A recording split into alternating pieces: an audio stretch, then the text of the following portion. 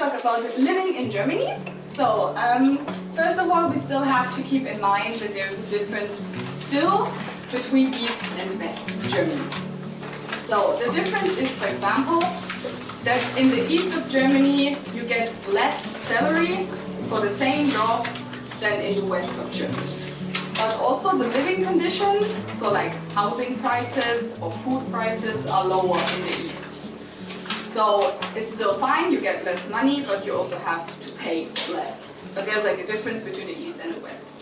Also, people-wise, there's a difference because the people in the east never felt really integrated into the rest of Germany. So since now we recently have a lot of immigrants coming to Germany, the people in the east have a problem that Germany focuses on integrating the immigrants when they should integrate the eastern people first. So there's like, let's be real, a little bit more racism in the east, and I don't really advise foreigners to move there. Like we're not talking about the big cities, but we're talking about the villages. That's just rather west if you have to live there for 5 years or so. Then we talk about the housing market. So it's getting, like Tokyo, pretty not nice. We, especially in the bigger cities like Munich, Berlin, we have struggles because we are not building enough houses. So the houses that are there cost a lot of money and are not affordable. And especially students have a huge problem in Germany. Like my university in Germany is a town, so the whole town is the university. It's a small town. And when there are so many students, they all want to find an apartment, but there's just not enough space. So sometimes we have the issue that international students are coming and have to sleep in an Airbnb for 6 months because then they can find an apartment. So that is really an issue, and right now the government is talking about it. We see what happens. Another point that I want to talk about is social welfare. We're going to see that point later on again and again. Social welfare in Germany is very good. So for example, when you live in Germany and you lose your job, you get something that is called Hartz IV, which means they provide you with, I think, 40,000 yen a month, just because you don't have a job, but you get money, so you can still live. So that is a good thing. So social welfare is definitely an advantage when you live in Germany. Then we have the public transport. I thought it was good, then I came here. Public transport in Tokyo, of course, is amazing. I love it, but in Germany it's good too, but the trains are usually late, but just 5 minutes, like not so bad. And depending on where you are in Germany, it can be that there is no public transport. Like you have buses that come maybe like every hour, so I usually advise to go to the bigger cities.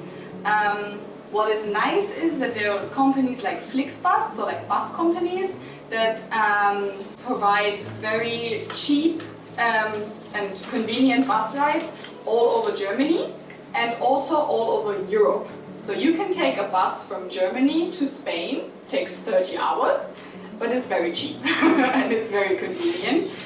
And since in Europe, in the European Union, you can travel wherever you want, so you don't need a new visa. You just show your visa that you are allowed in Germany and you can go in whole Europe. And they have airlines like EasyJet, where you can get a flight from Germany to Portugal, which is a 2-hour flight, for 7,000 yen there and back. So that is very cheap and very convenient. Language-wise, language in Germany spoken is German, but when you go there to live there, you don't have to know German. There are a lot of Germans who know English. Of course, we're always talking about bigger city, younger generation. But I would say that way more people in Germany speak English than in Japan. So whenever you need help, you can go to someone and ask them, and they will try their best to speak English to help you. So it's fine. If you plan on staying in way longer in Germany, like living there, I advise to learn German, even though it's difficult. But so is Japanese. And then we talk about the food culture. So In Germany, we don't have a sharing culture, food-wise. So when you go to a restaurant, everyone orders their dish, they eat their dish, and they pay their dish. And if you ask for sharing, it's not good. Like the reaction you will get is weird. Like they are not used to sharing their food. So everyone eats their own food. And also the portions are way bigger than in Japan.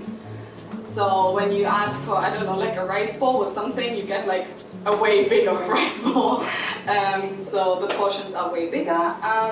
Yeah, we don't really have an eating out culture. So I figured in Japan, when you meet your friends or after work, everyone goes out for dinner. In Germany, that doesn't happen. After work, everyone goes home and eats with their family.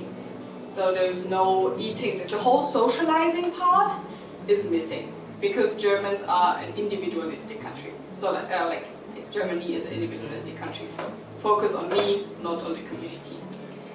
Yeah, and then we have something that's really nice. It's an outside culture. So especially in spring and in summer, most of the Germans are constantly outside. We have like pools outside. We have really nice cafes. Every restaurant you can sit outside. Really enjoy the sun. I don't enjoy it. I get sunburned a lot. But usually you will find that Germans are mostly outside.